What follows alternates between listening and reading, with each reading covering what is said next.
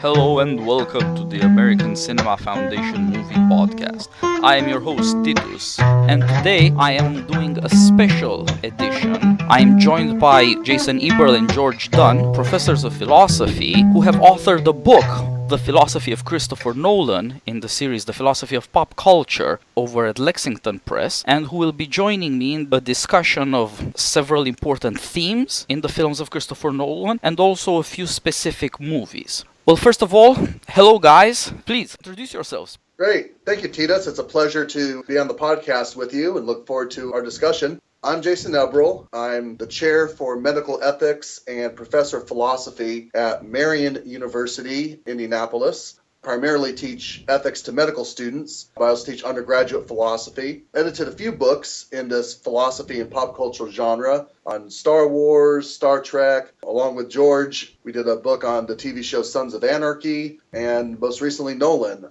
Written for several other books in this genre. Not all on sci-fi, but mostly on sci-fi. When I'm not doing philosophy and pop culture, my philosophical interests are medical ethics, medieval philosophy, particularly the thought of the 13th century philosopher and theologian Thomas Aquinas, and metaphysics and the different theories of human nature and the mind-body relationship. I'm George Dunn.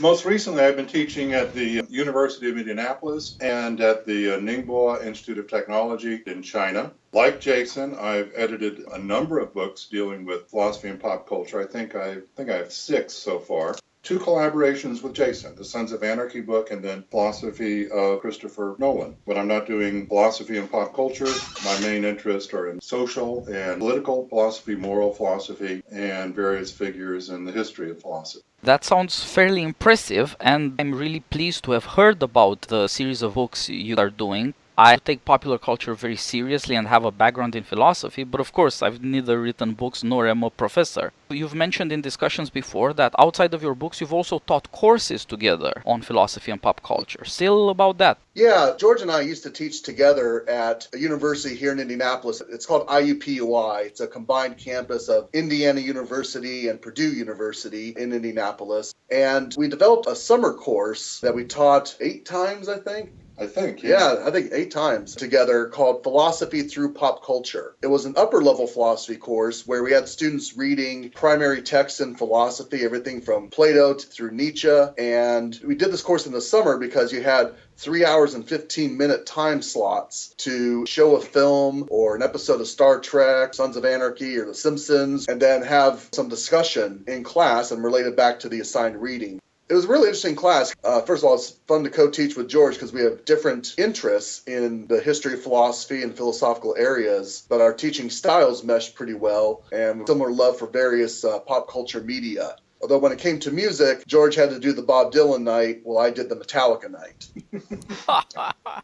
But, our work on Christopher Nolan kind of grew out of that class because one of the movies that kind of became a staple of the class was Memento. Both Jason and I were great fans of that movie and big fans of Christopher Nolan. I think we went to see Dark Knight when it first came out, and then we went out for drinks, spent a couple hours just talking about all of the philosophical themes that we noticed in that movie, decided, well, we have to incorporate that in our course. We started thinking about doing this book. The book is an edited collection of essays written by a number of different philosophers and film theorists covering the whole panoply of Nolan's work. George has one essay he wrote and then another he co-authored in there. I have one essay I wrote on Memento, and I'll talk a little bit about that essay. But the nice thing about the book is readers can kind of jump around and read about different films that they like. If they want to read about Insomnia or Interstellar and so on. It's not a simple cover-to-cover read, and you get a lot of different varied perspectives. Different films, also different topics. So just in case you're interested, the book is divided into 4 parts. Each part has 4 chapters. First part is moral philosophy. That's where Jason's essay and my 2 essays appear. And then part 2, politics and culture. Part 3, epistemology and metaphysics. And then part 4, time and selfhood. So there's a lot of different philosophical themes that are covered in the book. I'm pleased to host a conversation on this, give people a taste of what the class must have been like and, of course, what the book is like. So how about we start off with Memento then? Yeah, as George mentioned, the first part of the book deals with moral philosophy. It's in that context that I wrote my chapter on Memento. It's hard to talk about these films without spoilers, so I'll just put a general spoiler alert for listeners. Yeah, yes, it's going to be an in-depth discussion, so that's par for the course. Just as an introduction to Memento, this was the movie that made Christopher Nolan famous, first of all on the art movie circuit. It was a hit at Sundance in 2000. It was his first studio movie with professional actors and crew. He made it on a shoestring. It wowed audiences because the action isn't shown in chronological order. There are in fact two timelines, one of which goes forward and one of which goes backward, which are intercut up to the very end. This was a great poetic conceit, and it suggested that Nolan was going to be interested in developing these kinds of conceits to surprise an audience and force people to pay more attention than the linear storytelling of Hollywood typically requires. So tell us about your essay, Jason. Yeah, thanks. Just one quick comment on the Nolan style. Of course, that's a style that runs through most of his film.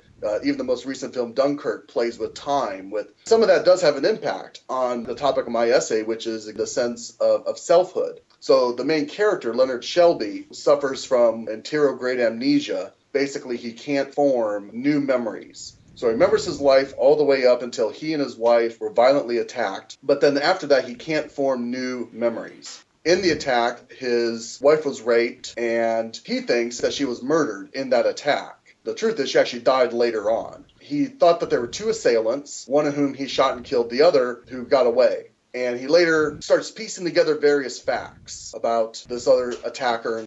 He gets his hand on a police file, or at least a partial file, and he learns that the assailant's name is John or James G.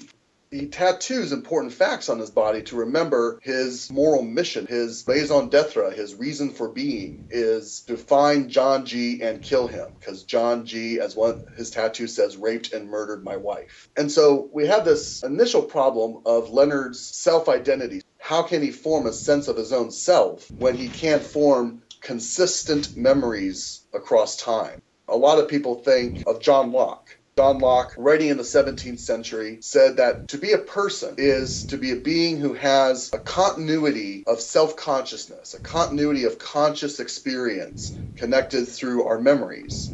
So when I see a picture of myself at the age of 5, I believe that's me, not only because it physically resembles me, changed quite a bit since I was 5, but I have some memory of that 5-year-old's life. I might remember the circumstances in which that picture was taken, and that kind of connects me to that 5-year-old.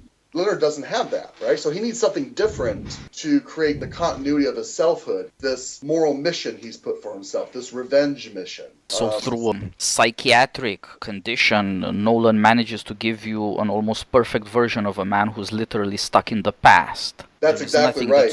Everything is truly new for him, and therefore nothing is new for him, because it cannot become old.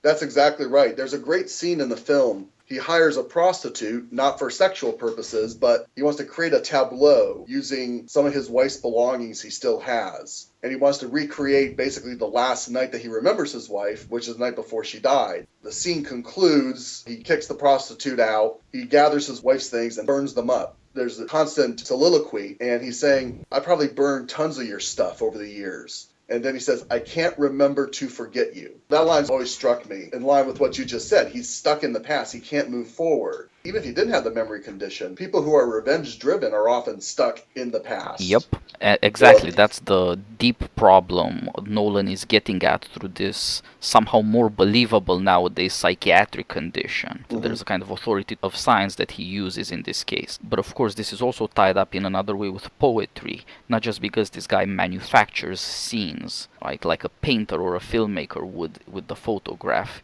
but also because he believes in what he sees.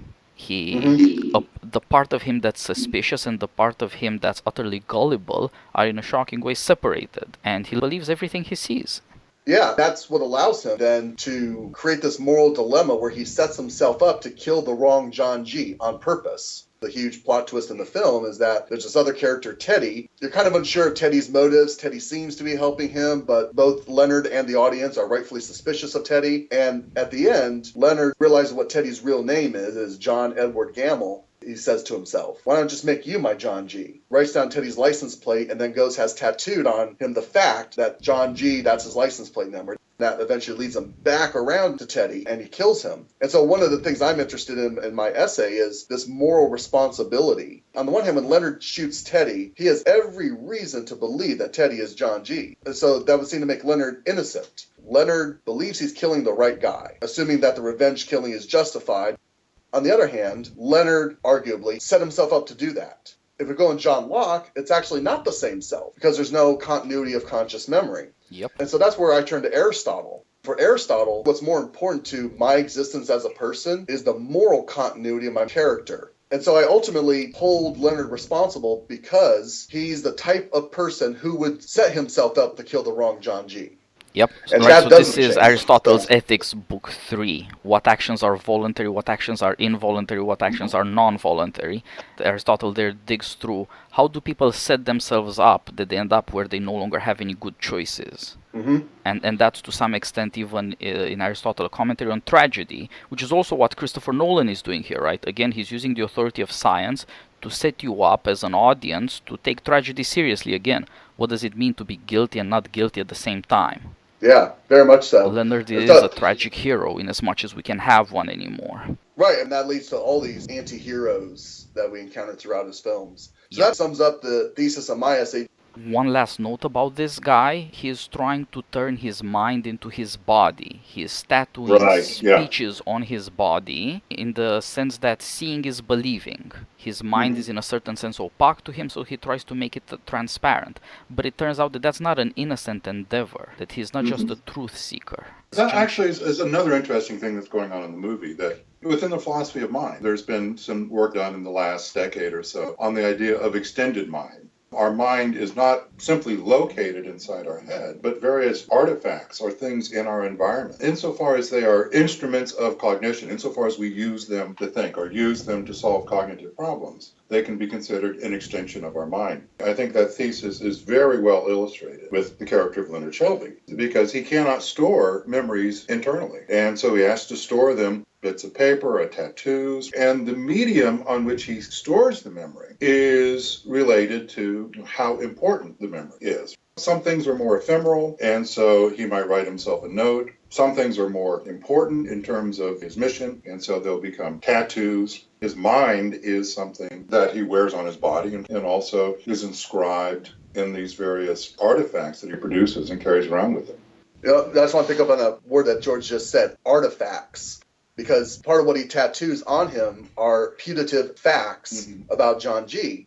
But they are artifacts. They are created by his mind. Part of what allows Leonard to be able to set up Teddy to kill him is the fact that Leonard implicitly trusts his own self and doesn't realize that he could engage in a conscious act of deceiving his own self. So he trusts what he tattoos on his body because these are facts that he, Leonard, has discovered. And there's an interesting little clue to the audience about this. There's a vacillation between what Teddy's actual license plate letters are and what Leonard tattoos. There's a number 1 and there's an I. Leonard writes down and tattoos the opposite. But it doesn't matter. In the end, he likes a challenge, right?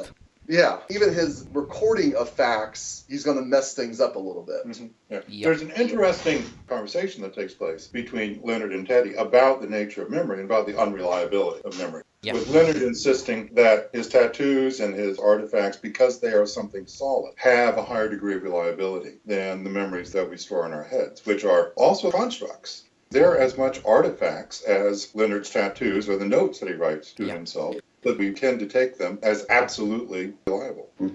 Yes, so this guy becomes so self-deluded because he doesn't want to accept at any level that self-delusion is a real problem. He wants to find something that's truly certain because he just can't deal with uncertainty when it becomes an existential problem for him. This starts as a justice problem that gradually turns into how is it even possible for people to find justice? It's not an accident that all of this takes on the wrong part of town, right? Only the ugly side of LA is ever on display here. Nobody who's ever trustworthy, no public institutions are available. And so memory does become a personal problem. Right. And of course, the theme that comes up here is just the fictional nature of the narratives that we construct of our lives. Jason touches on in his essay that we construct these narratives in order to give our lives meaning. And the meaning of our lives are typically ordered around what we take to be our telos, Greek word meaning our purpose or our end, the goals that we're seeking. Leonard is setting himself up for a real crisis because if he no longer has a John G., if this quest for revenge ever should be totally consummated, he has no life. He has nothing to give his life meaning. Yep. Exactly. Yeah, because every fact he has tattooed now will always lead him back to Teddy, and Teddy's dead. So, So he's either going to set up a new poetic cycle of invention and then a political cycle of revenge, or it's over. This thing that starts as a problem of justice very quickly degenerates because this guy is truly alone. That suggests that maybe there is a really deep problem here. That what if there's a difference between getting justice and getting self-knowledge? The more he wants to fight against self-knowledge, the more he forces himself to seek revenge. But of course, all the truth that he can learn about revenge is that he should have died the night he was attacked, right? That's when it would be over. That moment would finally be consummated and it would be over for him. So much for Memento. Let's move on to The Dark Knight. You have had long conversations about this. This was the first superhero movie to announce to American and worldwide audiences that this was actually a serious genre, that it was available to real artists and it was available to people who wanted to think seriously about problems of good and evil and justice within what used to be a kind of childish comic book. Even the name is derisive. So tell us about your essay.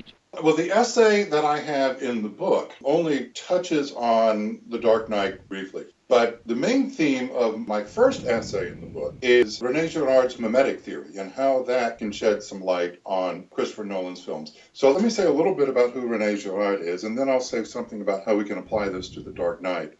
Rene Girard is a scholar who was at Stanford. He died just last year. And what he's best known for his theory of mimetic desire. Essentially what Girard claims is that our desires are not spontaneous, that we learn to desire certain things by imitating models. And hence he refers to desire as mimetic, that it arises from imitation rather than something that arises just spontaneously from the deep recesses of our subjectivity. Those who we model our desires after, according to Girard, often will become our rivals. Because what happens is that our desires will converge on the same thing. So two men will want the same woman, or two people may want the same job. Yes. If it's something that is scarce, if it's something that cannot be shared, then those two individuals who are imitating each other's desires, they'll become rivals. Girard thinks what frequently happens, the rivalry can intensify to the point where the object over which the rivals are competing just drops out of the picture. And the rivalry itself becomes the overriding concern. In other words, the concern is no longer obtaining the object at the expense of the rival. The concern is simply prevailing over the rival. And this is a theme that I think we see in a number of Nolan's movies, starting with his early movie Following. It's very, very present in his movie The Prestige, which is about a rivalry between two magicians. Yes, indeed. Also Insomnia, where you have two individuals. One is a police detective. The other is a murderer who's eluding the law. And yet they become locked into this kind of relationship where they become almost doubles of each other. That's another one of Girard's claims, that when people enter into these rivalries, they become what he calls mimetic doubles, almost like doppelgangers. So Girard's book, Mensonge romantique et vérité romanesque, The Romantic Lie and the Truth in the Novel, is expounds this theory through commentaries on Cervantes' Don Quixote, on Le Rouge et le Noir, Stendhal's Red and Black, on Dostoevsky, and then on Marcel Proust. Marcel Proust, yes. It's a great commentary that's both provocative and very detailed, so that you can verify it against the story, and which, of course, I guess we all recommend. It has none of academic jargon, but it is incredibly thoughtful, so it certainly deserves a wider audience. So as I said, this is a theme that we see in a number of Nolan's early movies, and it's very much present in The Dark Knight, where the Batman and the Joker become rivals. There's a scene at the police precinct where the Batman is interrogating the Joker.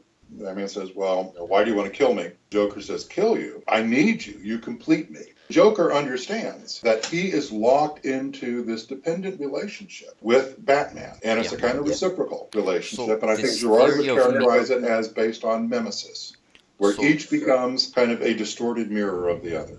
Yeah, and there is a question in the movie Dark Knight, who does it really refer to? There are three candidates, but Batman and Joker turn out to be the two big contenders for that title. Right. Girard's theory is meant to explain to a large extent desire, and with it also hatred.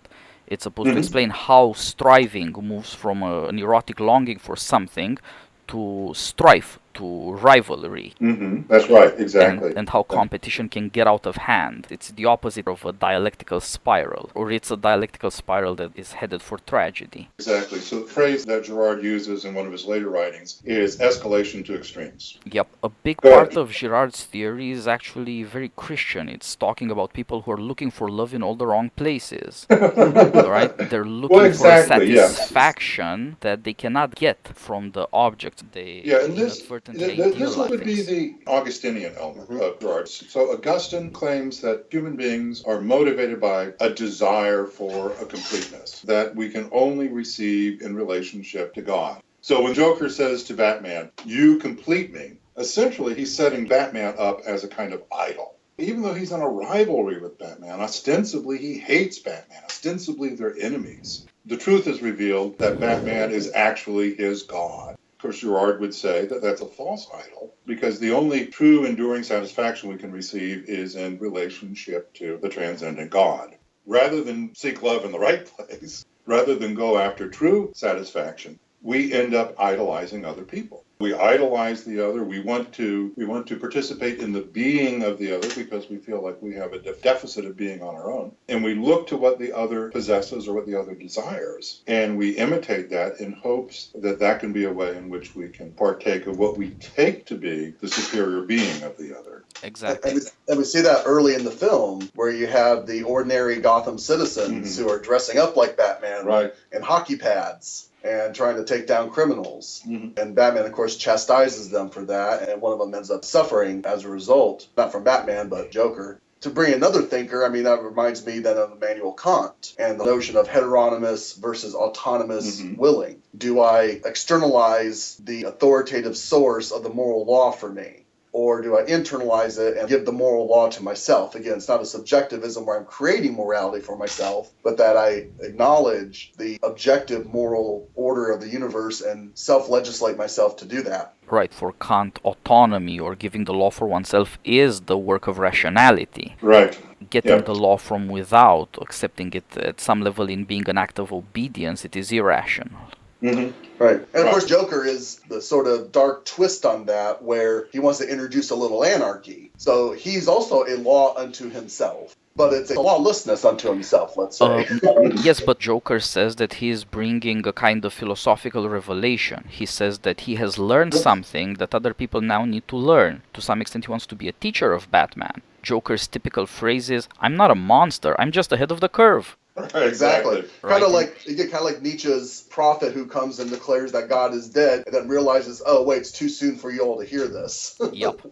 There's another interesting Kantian wrinkle about Joker. For Immanuel Kant, to act as a truly autonomous person is to do the virtuous thing simply because it's virtuous. To do one's duty simply for the sake of duty. The Nike logo is, if it feels good, just do it. With Kant, it's the opposite. If it feels good, don't do it. Something like that, yeah. For Kant, if I do my duty because I expect some kind of reward, if I do my duty because it's the path of least resistance, if I do my duty just because I'm in the habit or I'm just not creative enough to think of anything else to do, or even out of compliance, then I may have done the right thing and maybe my actions are commendable, but my moral character isn't really virtuous. Now, the interesting thing is that Joker, in many ways, seems to satisfy the conditions of Kantian autonomy. So what is Joker's motivation? I mean, that's one of the big mysteries in The Dark Knight. He repeatedly says that he's not a schemer, that he thinks that Gotham needs a better class of criminals because these mob bosses, they're only interested in tawdry things like wealth and status. Well, if the Joker is not interested in, the usual fruits of criminal activity, what is he interested in? He would seem to satisfy the conditions for what Kant calls diabolical evil, which is where you oppose the moral law, not for the sake of satisfying any inclination, not for the sake of pleasure or anything other than simply for the sake of wickedness itself. Now, whether that really describes Joker is another question, because if we look at it through this Girardian lens, we could see Joker is bound up in this rivalry with Batman, and he is hardly autonomous in that respect. But he certainly thinks he's a notch above the rest of the criminal element. Oh, yeah, sure. That's fairly easily explained, right? The problem he sees with the criminals of Gotham is that they think that the relationship between money and fear is that fear gets you money. Fear is a means to an end. Whereas with him, it's the other way around. Money, power, any organizational principle is merely a means to a different end that's somehow tied up with fear. It's tied up with sowing chaos. Yep. I mean, he Right, describes but- himself as an agent of chaos, and he makes a very telling remark when he's in the hospital room with Harvey Dent. Yep. Chaos is fair. Yep. In society, we have the social order, which is hierarchical, so that if someone is gunned down on the wrong side of town in a drive-by shooting, that's normal. If a truckload of soldiers are blown up, that's normal, because these are the people who our society regards as expendable. If someone kills the mayor, well, everybody goes crazy. Yeah, places where violence is all right and places where violence is forbidden. Precisely. And the distinction the seems Joker to be arbitrary. Yeah. And the Joker says chaos is fair. In a situation of chaos, we're all equally vulnerable. All of those hierarchies collapse, and we have a situation of undifferentiation where the good citizens of Gotham are in the same boat, almost literally, as the criminal element. What makes the difference, it's arbitrary, but the causal factor of the difference is that where violence happens is in place of need and where fear rules. In ordered society, where at least people's basic needs are taken care of, and there's no inherent fear of the other, if you're on the right side of the track, so to speak. And what Joker does, when he, as George alluded to, puts the citizens of Gotham and the criminals of Gotham on these two boats and plays his little logic game with them. It's Social experiment, he calls social it. experiment, that's right. It's a short nudge. As soon as you've introduced fear, as soon as you've introduced a threat to any basic necessity of life, boom, we're in the Hobbesian state of nature. He's stripping off the veneer. And if we want to think of Joker as a Socratic type, he's the gadfly who's basically saying, look, citizens of Gotham, i.e. citizens of Athens, you have this veneer of justice, this veneer of goodness. You think you know truth. You don't really. And he just takes, obviously, more extremes than Socrates to try and show it to them. Yep, this does seem like a Greek thing, and certainly Nolan has a great love of tragedy that shows up, especially, but not exclusively, in his Batman movies, and he has talked about it in interviews, and I guess you could call that benefits of a classical education. But it somehow goes back before Socrates, right? It's, in that sense, way more Heraclitean. Joker says he has had an insight into being. It is not cosmos, it is not order, of which the city could be a image. It's chaos. That's why he needs Batman to complete him. The completeness of being is contraries, oppositions, right? Exactly. And talks about his own learning process. Unrequired, he gives two contradictory statements about his origin, about why he is mutilated, to be specific. One has to do with a wife, the other has to do with a father. They're both family tragedies. The thing that's common, as he changes his stories, that our lives, blades are involved. He likes to kill with a knife, or something like that. It's about cutting to the core. The other thing that remains constant in the two stories about his origins is that something happened in the world that changed him. That he saw a mutilated world, and that seeing, which is a knowing, mutilated him in return. He is simply adequate to being in a way nobody is in Gotham, except possibly Batman. Batman and Joker do have a lot in common in as much as they think about fear as the basis of rule. In Batman Begins, you get this incredibly long study in assassination and fear. Then Batman at some point just says, I want them to feel the fear that I have in me. Like Joker says that I saw something outside of me in the world that made my inside different. Batman is the other way around. The way he puts it is, I have something inside of me that I want to bring outside of me. You can't stop crime, or you can't start crime, if all you're looking for is money. You've got to scare the daylights out of people. And this is also what Alfred says to him. So when he says some men just want to see the world burn. If you scare people enough, fearful people who are basically conformists, who depend on society, right? Who believes in property as much as a thief? You know, he may be disagreeing with the distribution of property, but he's the most zealous acquisitor there is. But so with the thieves of Gotham. They really are parasites of the social order because they believe in the conventions. But in their fearfulness, they turn to somebody who lives there. They're simply part of the social order. They're schemers. Yep, exactly. They're essentially no different than the good citizens of Gotham. The only ones who are different are Joker and Batman. Yep. Because they're motivated by something other than just the desire for gain or status. They've somehow transcended that. You know, you were mentioning Joker's two origin stories, and both have to do with how he got his scars. There's another origin story implied. And again, this takes place in the interrogation room. Joker essentially says to Batman,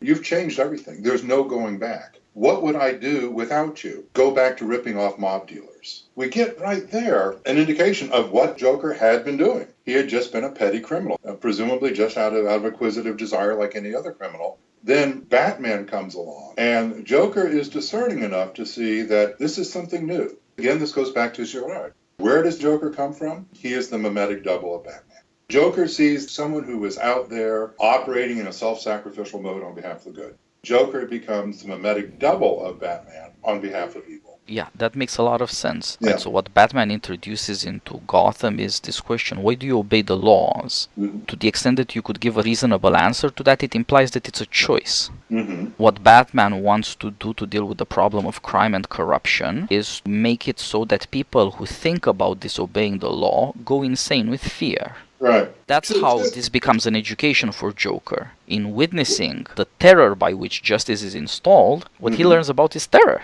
And he tries to sow it himself, right? Right. There are actually two emotions that Batman sets out to instill. One is fear. Mm-hmm. The other is hope. Sure, yeah. Joker is out there trying to undermine that hope that Batman is creating. The hope that the good can actually prevail. Batman realizes in The Dark Knight, although he wants to instill hope, he can't be the agent of hope. Right. Hence Harvey Dent. Right, And exactly. the importance, which of course is its own little mimetic rivalry vis-a-vis Rachel within the film. Yes. This leads to bring it back to one of the through themes of Nolan's work, the abnegation of the self. At the end of the film, Harvey Dent has lost his moral identity in becoming Two-Face, and in so doing has proven Joker's point. And Batman takes on the mantle of the Dark Knight, as opposed to Dent's White Knight, in order to keep Joker from winning. He negates his own self-identity, any hope that he has for being the hero. Rachel predicted at the end of Batman Begins, who could never actually take off the mask, because the mask is his reality now. So you see that Batman and Joker fighting over the soul of Gotham over two specific individuals, right, who are both involved in the law.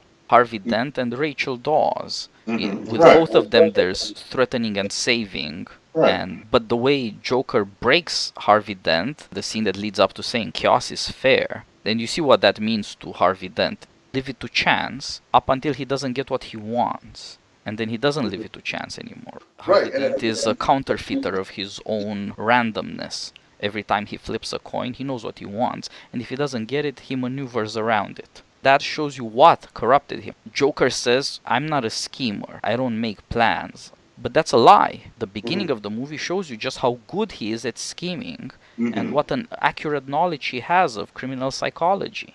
He doesn't just lead a gang of thieves, which is some kind of model of justice. He also reduces it.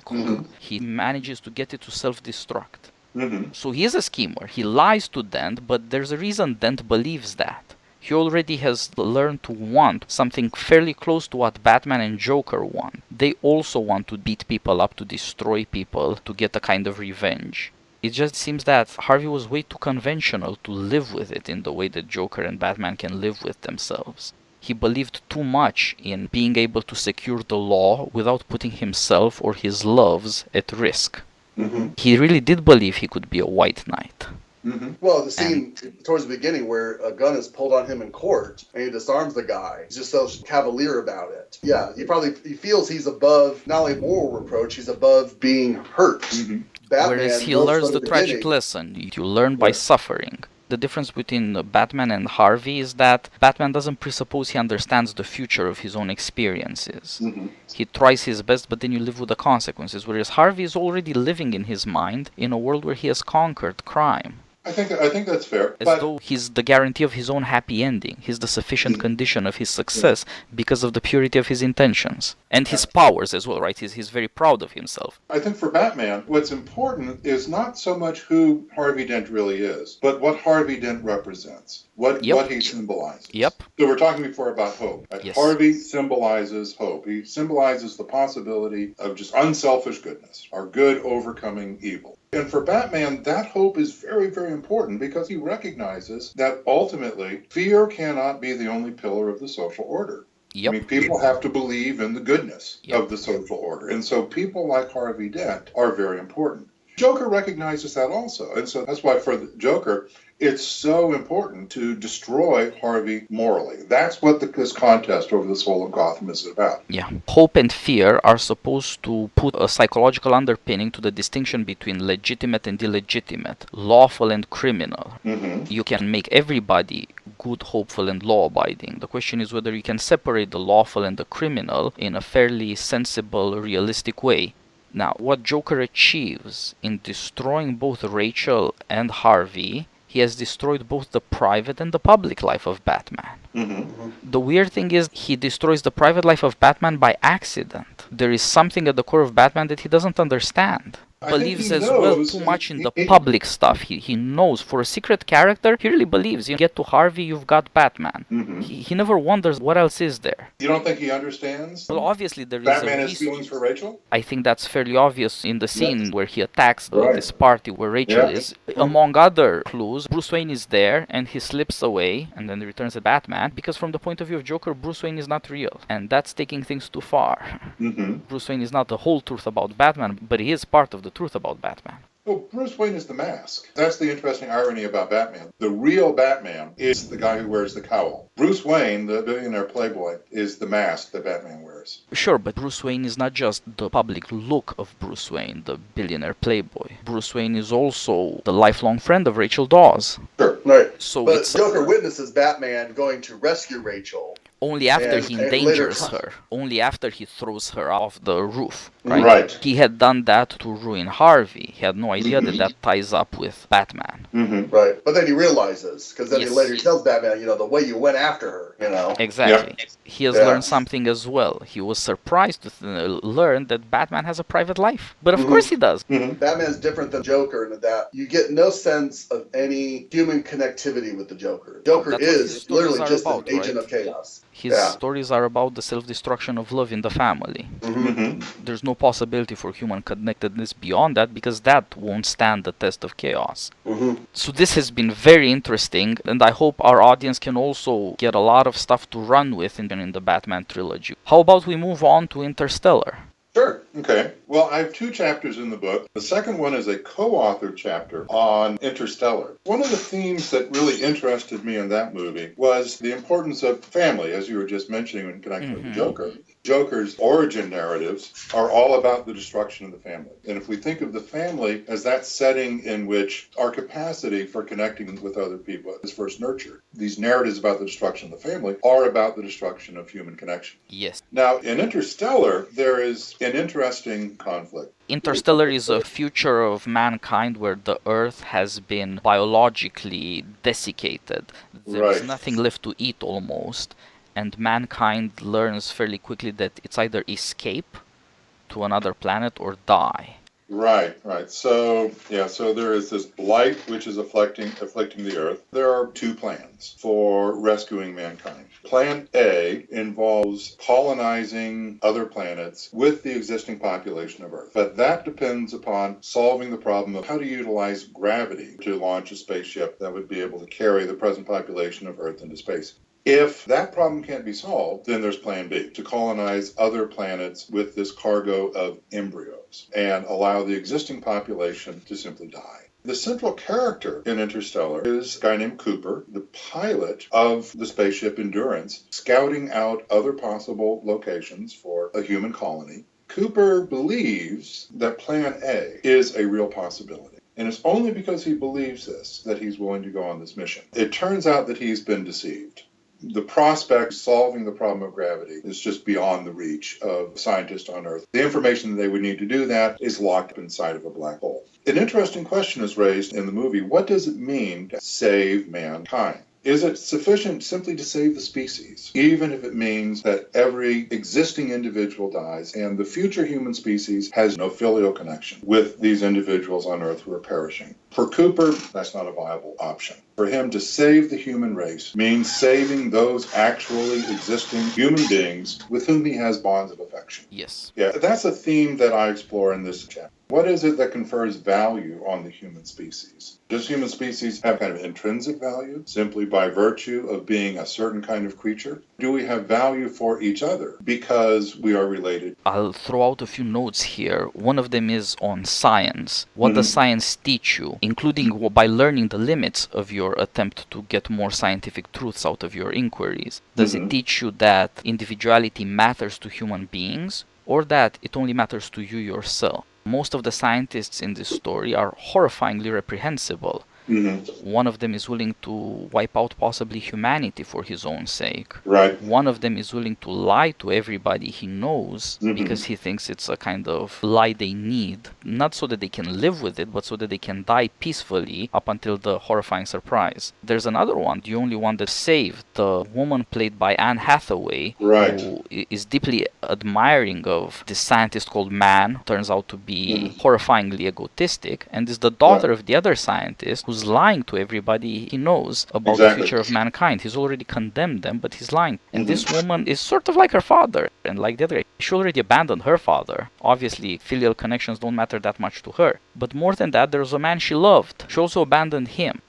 Later in the story, she tries to get back to him. The first time she faces real death, a scientist dies because of her mistake. Mistake in the pursuit of the answer to an equation. Somebody dies because she made a mistake, and her response to that is to say, okay, let's get to this planet where the guy lives that I love. You know, I gave up on him, but I want him back now. Finally confronted with mortality, these people, they have different answers to mortality. One of them wants to kill mankind instead of dying himself. This woman is trying to find herself a husband when she sees that somebody died because of her. And then there's the old guy who's willing to take the world with him, as it were.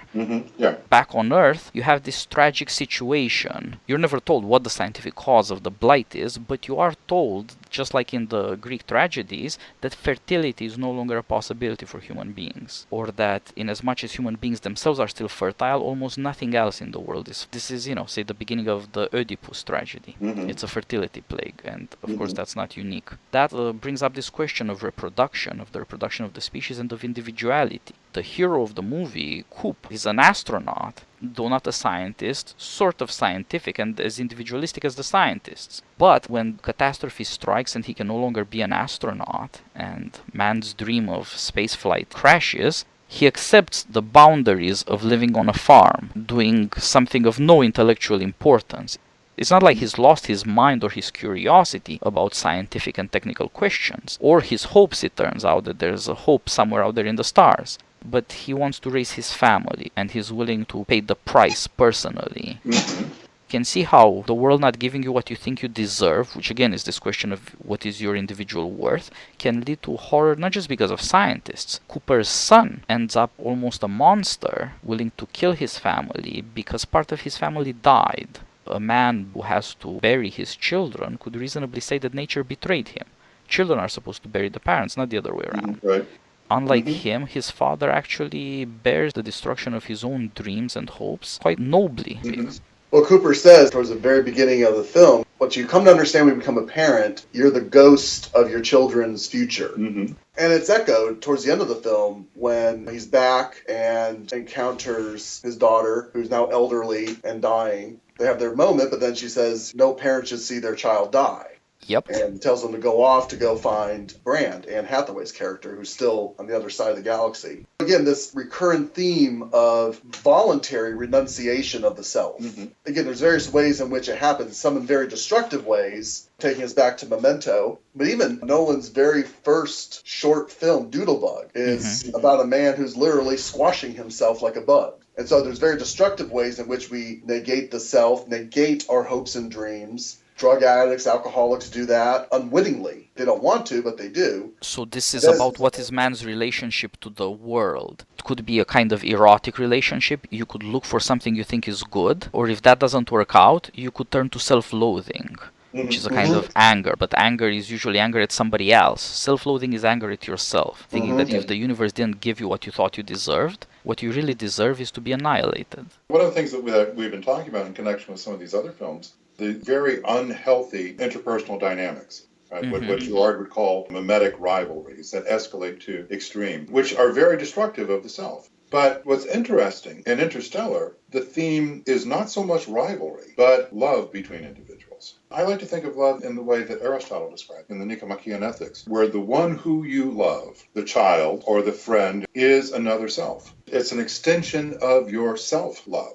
And so it's reasonable for the parent to sacrifice himself for the child because he's sacrificing himself for that part of himself that is most dear to him. And that's what is meant by the phrase that parents become the ghosts of their children's future. Right. That Right, having a exactly. child means that you are okay with dying. It is an announcement of your mortality as much as it is a kind of compensation for it. It seems that's why Cooper has to go with Brand and become father and mother, as it were, to the new humans that world will be populated with. It's important for human beings to learn about mortality. Parents and children, and so the generations go on. And love seems to do that education in a way that doesn't lead to horror. On the flip side, there still has to be that backwards remembering, right? Yes, exactly. And that's why Cooper and Brand have to be there. You can't just have these human embryos springing up de novo on this other planet with no connection to what came before. It's also a judgment on the nature of science. You can get genes, you can create new human beings to a certain extent, but what do you do then? You can't simply create a new species. So there are moral requirements to the perpetuation of the species. I'm blanking on the name of the actual writer, but there's an African philosopher who's made famous this phrase, to be is to be in relation. And again, in those non-Western cultures, particularly in Africa, the whole concept, even individual autonomy and asserting your rights as an individual, that's a very foreign concept. Identity is as a member of the community. This natural sublimation of oneself as an individual, but in doing so, one finds then one's identity in relation. The fact that Cooper and Murph as father and daughter have this strange relationship to do with time. He is her father for a while when she's a kid, and then he sees her when she's very old and about to die, and he's stayed more or less the same age. Resist that kind of stretching or snapping by time. Can love really connect people in this family way and make possible something new for human beings? Or if you leave, is it over? Nolan's message is that love is the only thing that can reach through time. There's a scientific apparatus that allows it to happen, but the real connection is the fact that Murph, in her middle age, in her room, remembering her life as a child with her father, connects her to that bookshelf. And the ghost she thought was there at the beginning of the movie, and now realize that the ghost is her father, thereby bringing all that concept full circle.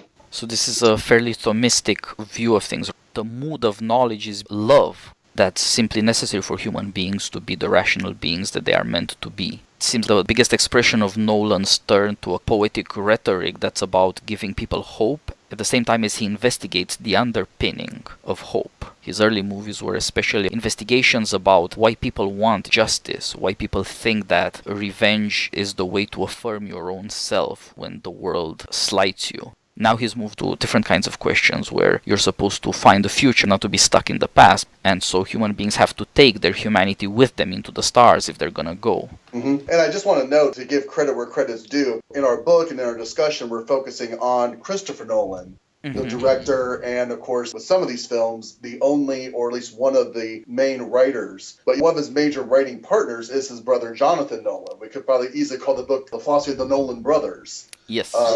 A quick side note, Jonathan Nolan and his wife Lisa Joy struck it on their own to create the HBO TV series Westworld, in which a lot of these themes are similarly arising. Yeah, that's So also it's a definitely very sophisticated show and rewards careful attention and, of course, reviewing.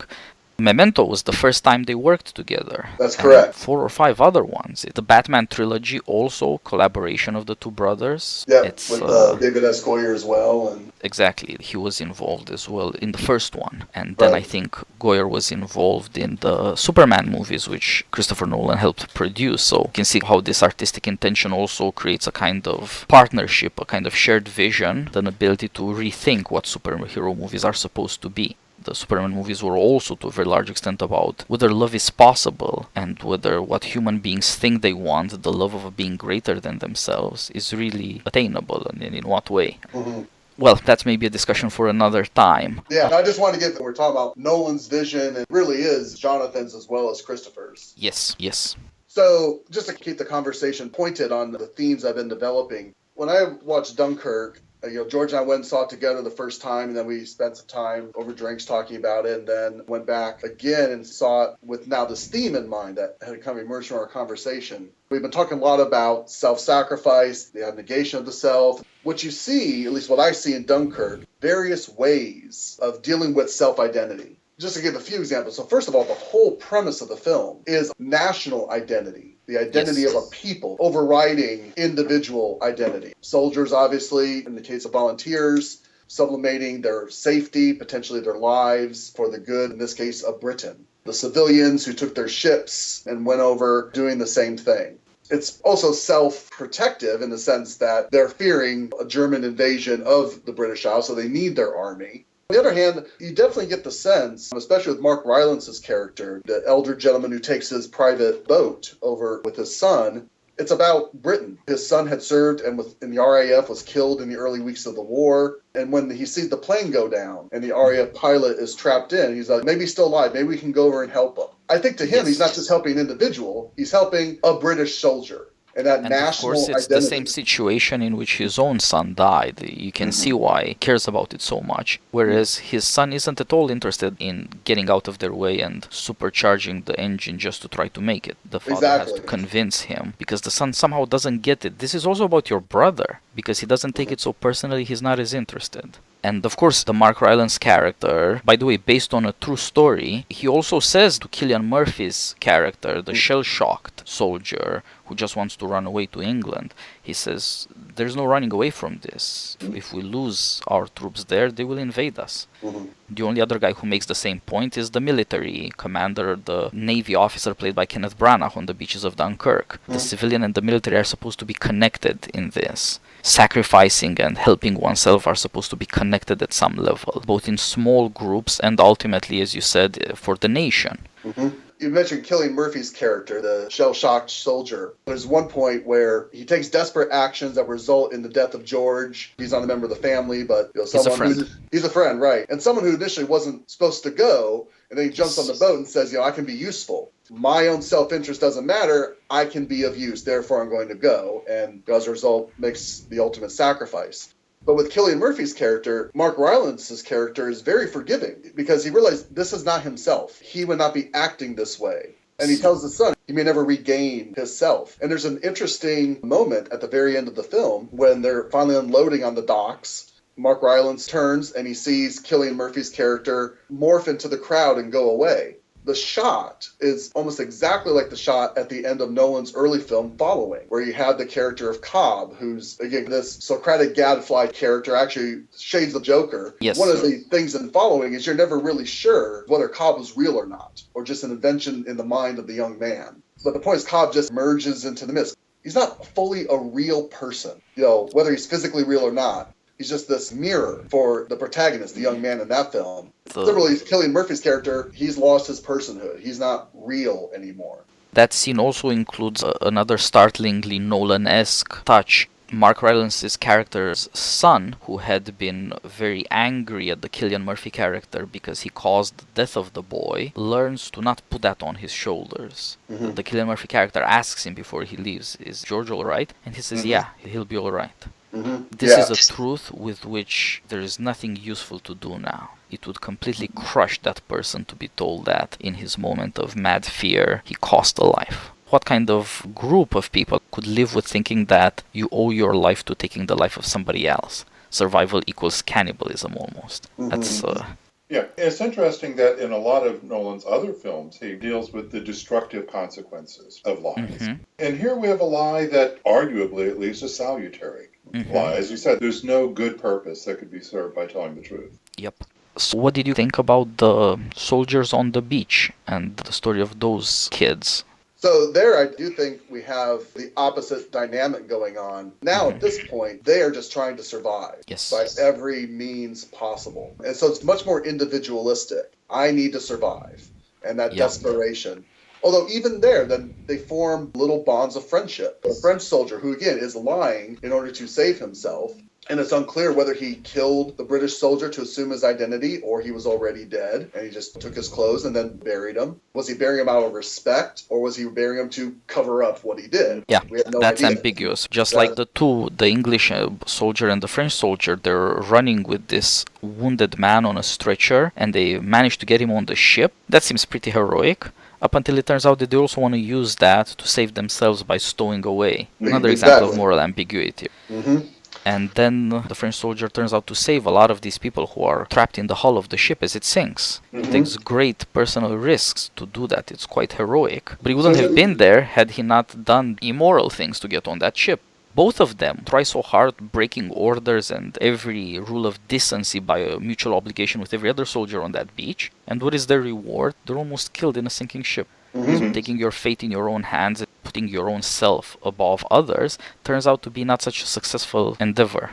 Yeah. There's an interesting contrast going on between those who are willing to sacrifice others in order to save their own skin and those who are willing to risk their lives to save others who are perfect strangers. I guess one of the questions we have to ask, are we dealing with different kinds of people here? Are there people who sacrifice themselves and people who sacrifice others, and good and evil? Or are we dealing with human nature, which shows itself in different ways, in different situations when presented with different incentives? And I think I incline to the second view.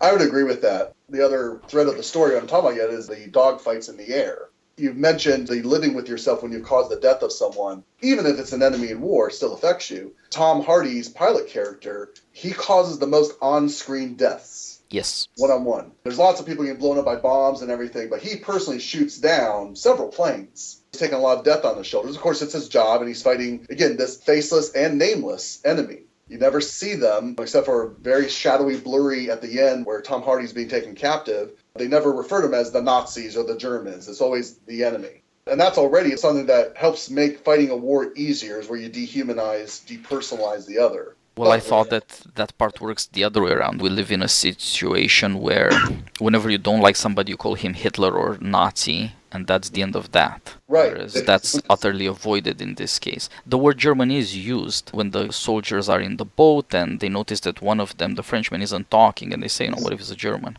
Right. And then that's another situation where you see how people insisting on their own identity might just be willing to build their survival on human sacrifice. So one minor correction, Harry Styles' character uses the term Jerry. Again, a slang term. He's using how the British conceive of them. Oh yeah, and when he turns out that the guy's a Frenchman, he calls him a frog. That's the word for Frenchman.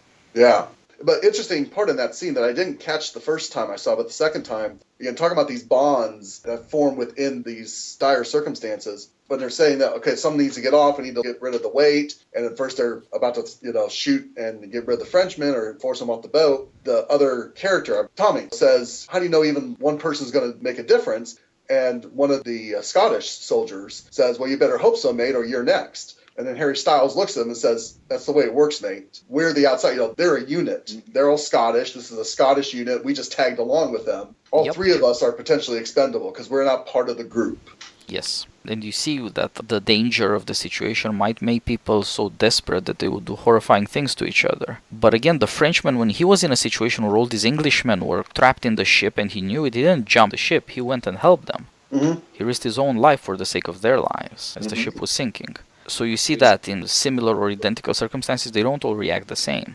Right, going back to George's point that being responsive to circumstances. To complete my thought then about Tom Hardy's character in the air, he knows he's running low on gas. He sees the bomber coming that's going to bomb the ship. He eventually, you see, it takes a lot of time actually. I realized on the second view how much time he takes sitting there in his cockpit, looking at the bomber coming, thinking about his fuel, and he finally turns around and does it. But it's actually a very human thing because he does it too late. You'd almost expect the heroic, he turns around, gets the bomber in time, the bomber goes down. No. He went back and forth in his mind so long. By the time he gets back and shoots down the bomber's already dropped his bombs, fuel's leaking. When he finally shoots down the bomber, causes this huge fire that kills people. It's not this standard pat heroic, he had this moral struggle and he made it back in time and saved the day.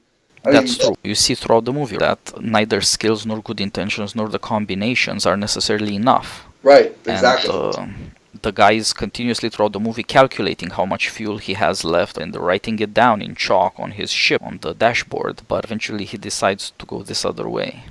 And you see him as another one of these great images that's fairly subtle. After he's running on fumes, he's trying to land, and he learns almost when it's too late that his train, his landing gear, won't deploy. And he just keeps cranking that lever without giving up until it's good enough to land on. Even though he knows he's not probably at giving this up. point going to get captured. Oh yeah, he knows he's going to be captured. First thing he does is burn the ship. Right, He's not at right. all sentimental about it. And that's the one heroic shot in the movie. You see him silhouetted against the sunset. And the first time you see Tom Hardy's face in the whole movie for all of 15 seconds or so, it's amazing. Up until then, he too had been faceless. You just got his name over their comms, Farrier. That's the only thing that made him who he was. And he'll probably end up being listed as missing in action, and no one will ever know unless he survives the war. And his He whole knows side. what there's no upside to this. It's not like Britain is going back to Europe to fight. He knows that everything he does is helping other people run away. Nobody's going to come looking for him. Right. His only affirmation is that last pass over the men on the beach, and they're all cheering him because he had shot down another plane was about to dive bomb them. That's all he can take with him in terms of any affirmation of his sacrifice. Yes. One thing I wanted to mention about the cinematic aspect, these three interlocking stories that only overlap in reality over 1 hour are intercut in such a way to put that pilot at the climax. Right. A lot of the movie is about how perishable flesh is, how fearful men are, how little relief there is, and then you have throughout from the opening titles to the last speech, you have this frame of Churchill's talk of deliverance. The guy who delivers the deliverance is that pilot. The conclusion is the greatest show of heroism in the story. You have degrees of heroism and villainy. I think that's right, yeah. Yeah. It's far more hierarchical, let's say, than it would seem at first sight. I think that concludes our discussion. We've gone through 17 years, or actually 20 years of Nolan movies. Let's maybe do this again, talk about some of the movies that are not so famous. Sure. Yeah. It's been a great conversation, and I'm sure our audience will love it. So thank you again for joining me. Well, thank you for inviting us. Good luck with a new book where you'll be writing about both Nolan brothers. Yeah. And if your audience is interested in learning more about the philosophy of Christopher Nolan, we have a book with that title. Yep. So published by Lexington available Press. on Amazon, or get your local library to order it, or ask through your college. It's a bit pricey, and I think for most people it might be easier just to get the local library to order it. But if you're interested in Christopher Nolan, I think that you will find a lot in this book that you'll find quite thought-provoking. And a lot well beyond what we've had time to talk about today. Yeah. Yeah, we're just scratching the surface here. Yeah. And remember, this is a companion that will last you a long time. You can read up on whatever movie or theme whenever you get the time to watch it again, just to get more out of your viewing experience. It's worth the investment. We think so. Well, you have had the chance to show people what they're in for, if they're curious, so I hope that helps. Thanks a lot again, and have a great day. Thank you, Tina. Bye-bye. You too.